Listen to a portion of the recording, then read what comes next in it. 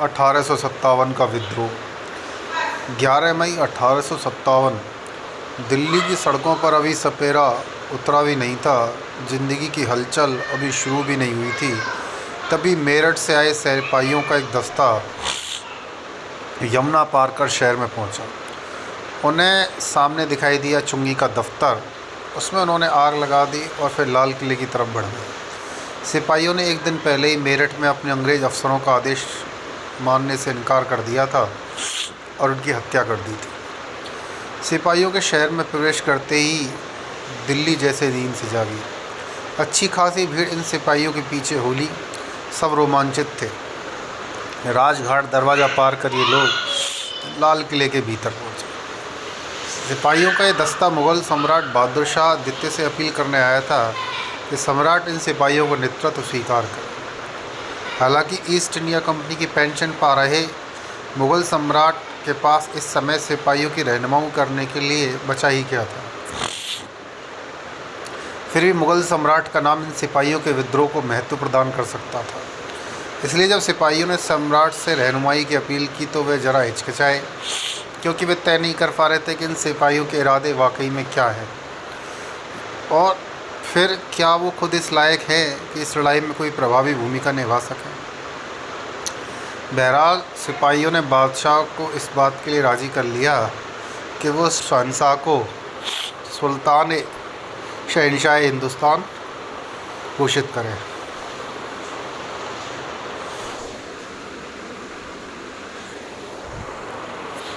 इसके बाद सिपाहियों ने दिल्ली पर कब्जा करने का अभियान शुरू किया। कंपनी के राजनीतिक एजेंट साइमन फ्रेजर सहित सैकड़ों अंग्रेज इस अभियान में मारे गए। सरकारी दफ्तरों पर सिपाहियों ने या तो कब्जा कर लिया या उन्हें नष्ट कर दिया। इस तरह सत्ता और केंद्र के प्रतीक के रूप में दिल्ली पर कब्जे के साथ ही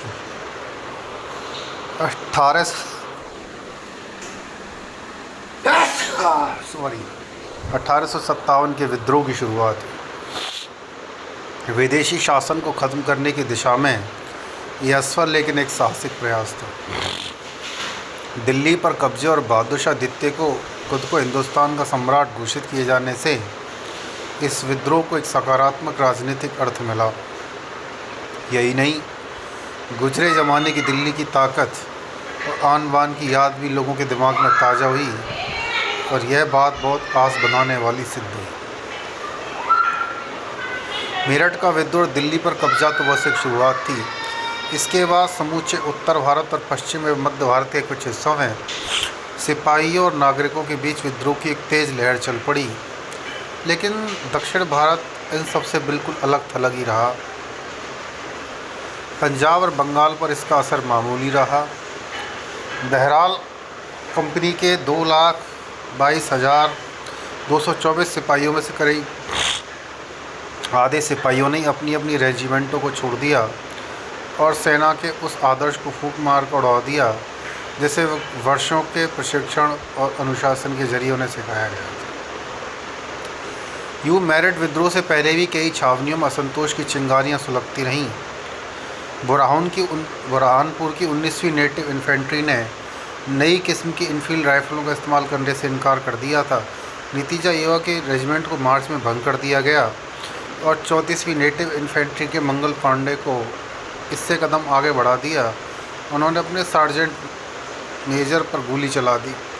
उन्हें पकड़ लिया गया और फांसी दे दी गई और इस रेजिमेंट को भी भंग कर दिया गया। 7वीं अवध रेजिमेंट के जवानों ने भी अपने अफसरों के आदेशों को मानने से इनकार कर दिया। इस रेजिमेंट का भी वही हर्ष हुआ जो अन्य रेजिमेंटों का हुआ था। दिल्ली पर कब्जे के एक महीने के भीतर ही विद्रोह लगभग सभी केंद्रों जैसे कि कानपुर, लखनऊ, बनारस, इलाहाबाद, बरेली, जगदीशपुर, झांसी तक फैल गया। इन सब जगहों पर लोगों में अंग्रेज़ों के खिलाफ़ गहरी नफरत थी। विद्रोहियों ने हर जगह अंग्रेज़ प्रशासन के पांव उखाड़ दिए। चूँकि विद्रोही सिपाहियों के पास अपना कोई नेता नहीं था, इसलिए उन्होंने स्थानीय सामंतों को, नवाबों को, राजाओं को अपने साथ लिया और उन्हें अपनी नेतृत्व की जिम्मेदारी सौंपी। ये लोग भी ब्रिटिश हुकूमत के हाथों काफ़ी सताए जा चुके थे इसलिए उनमें भी असंतोष था और वे भी विद्रोही सिपाहियों के साथ आ गए। कानपुर में अंतिम मराठा पेशवा बाजीराव द्वितीय के दंतक पुत्र नाना साहब को विद्रोहियों ने अपनी कमान सौंप दी। अंग्रेज़ों ने नाना साहब को उत्तराधिकारी नहीं माना था और उन्हें पूना से निर्वासित कर दिया था। इस समय वो कानपुर में रह रहे थे। लखनऊ में बेगम हजरत महल ने नेतृत्व संभाला, जहां अब दस्त नवाब के प्रति लोगों में गहरी सहानुभूति थी। हजरत महल के बेटे बिजरिस कादिर ने खुद को वहाँ का नवाब घोषित कर दिया और अपना प्रशासन स्थापित किया। सारे महत्वपूर्ण पदों पर मुसलमानों और हिंदुओं को नियुक्त किया गया। बरेली में रोहिलखंड के भूतपूर्व शासक के उत्तराधिकारी खान बहादुर ने रहनुमाई की। हालांकि ब्रिटिश पेंशन पर गुजर बसर कर रहे खान बहादुर ने शुरू में इसमें कोई दिलचस्पी नहीं ली। सच तो है कि शुरू में उन्होंने कमिश्नर को विद्रोहियों गतिविधियों के बारे में चेतावनी दी, लेकिन विद्रोह की लहर फैलते ही उन्होंने खुद प्रशासन संभाल लिया। 40,000 के सैनिकों की मजबूत सेना संगठित बनाई और अंग्रेज़ों के साथ कड़ा मुकाबला किया। बिहार में जगदीशपुर के जमींदार कुंवर सिंह ने विद्रोह का नेतृत्व किया। 70 साल की उम्र में जगदीश सिंह ने अंग्रेज़ों को 70 साल की उम्र में जमींदार कुंवर सिंह को अंग्रेज़ों ने दिवालियापन पे कगार पर पहुंचा दिया। इसलिए भीतर ही भीतर वे अंग्रेज़ों के दुश्मन हो गए। अंग्रेज़ों ने उन्हें सारी संपत्ति छीन ली थी और उन्हें लौटाने की बार बार की गई अपीलों में भी अंग्रेज़ों पर कोई असर नहीं पड़ा। हालांकि उन्होंने किसी खुद विद्रोह की योजना नहीं बनाई थी, लेकिन जैसे ही विद्रोही सिपाहियों का दस्ता दीनापुर से आगरा पहुंचा, कुंवर सिंह उनके साथ हो गई। रानी लक्ष्मीबाई ने झांसी में सिपाहियों की कमान संभाली। लॉर्ड डलहौजी ने उनके दत्तक पुत्र को उनके पति का उत्तराधिकारी मानने से इनकार कर दिया और विलय की नीति डॉक्ट्रिन ऑफ लैप्स के तहत उनके राज्य को छीन लिया। इस फैसले को बदलवाने के लिए रानी ने हर बड़े अफसर का दरवाज़ा खटकाया, बार बार आपत्ति की, पर उनकी बात नहीं सुनी गई। उन्होंने विद्रोह के इस मौके पर अंग्रेज़ों के साथ बातचीत फिर शुरू करने की कोशिश की, लेकिन उनकी मांग मंजूर की ली जाए तो अंग्रेज़ों का साथ देंगी और इस तरह झांसी की तरफ से अंग्रेज़ों को कोई खतरा नहीं रहेगा। लेकिन अंग्रेज़ अफसरों ने उनके साथ दुश्मनी जैसा बर्ताव किया। रानी लक्ष्मीबाई ने सिपाहियों का नेतृत्व संभाल लिया और मार्च 1858 में उनके मैदान संभालते ही झांसी ने अंग्रेज़ों को बहुत कड़ी टक्कर दी, जिस पर काबू पाना अंग्रेज़ों के लिए वाकई बहुत दुरूह साबित हुआ। विद्रोह की लहर केवल बड़े केंद्रों तक ही सीमित नहीं रही थी। बंगाल की सभी सैनिक छावनियों, मुंबई की कुछ सैनिक छावनियों को भी इसने लपेट में ले लिया था। सिर्फ मद्रास अछूता रहा।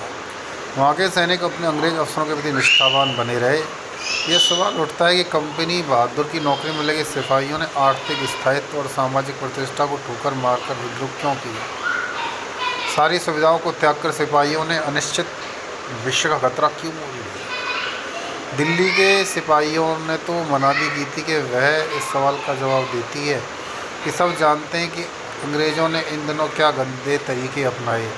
पहले तो उन्होंने सारे हिंदुस्तानी सेना का धर्म नष्ट कर दिया, फिर लोगों को अनिवार्य रूप से ईसाई बनने पर मजबूर किया। इस तरह हम पूरी तरह पर धर्म पर कायम रहते हुए लोगों के साथ एकजुट हुए हैं। हम किसी मलेच्छ को जीवित नहीं छोड़ा है। इस बुनियाद पर हमने दिल्ली का शासन फिर से स्थापित किया। कंपनी की सैनिक छावनियों में ऐसी कई सेवा शर्तें थीं, जिसमें मुख्यतः उत्तर दक्षिण प्रांतों और अवध वर्तमान उत्तर प्रदेश से आने वाली ऊंची जाति के हिंदू सिपाहियों के धार्मिक विश्वासों और पूर्वाग्रहों को ठेस पहुंचती थी। शुरू में अंग्रेज प्रशासन ने सिपाहियों की बात पर ध्यान दिया, उनकी आपत्तियों को स्वीकार किया। ऐसी व्यवस्था की गई कि सिपाही अपने धर्म और जाति मान्यताओं और रिवाजों के तहत रह सके। लेकिन जैसे जैसे सेना की जिम्मेदारी बढ़ती गई, न सिर्फ देश के कई हिस्सों बल्कि विदेशों में भी भारतीय सैनिकों को भेजा जाने लगा, तो धार्मिक मान्यताओं के तहत उन्हें सुविधाएं दे पाना संभव नहीं हो पाया। फिर एक रेजिमेंट के भीतर अलग अलग जातियों की मौजूदगी और जाति भेद की भावना निश्चित ही सैनिकों की दृष्टि से कोई फ़ायदे की स्थिति नहीं थी। इसलिए प्रशासन ने सबसे आम रास्ता सोचा, ब्राह्मणों की भर्ती में कमी लाई जाए, लेकिन ये कोशिश सफल नहीं हुई। 19वीं सदी के मध्य में बंगाल सेना में ऊंची जातियों का ही वर्चस्व था।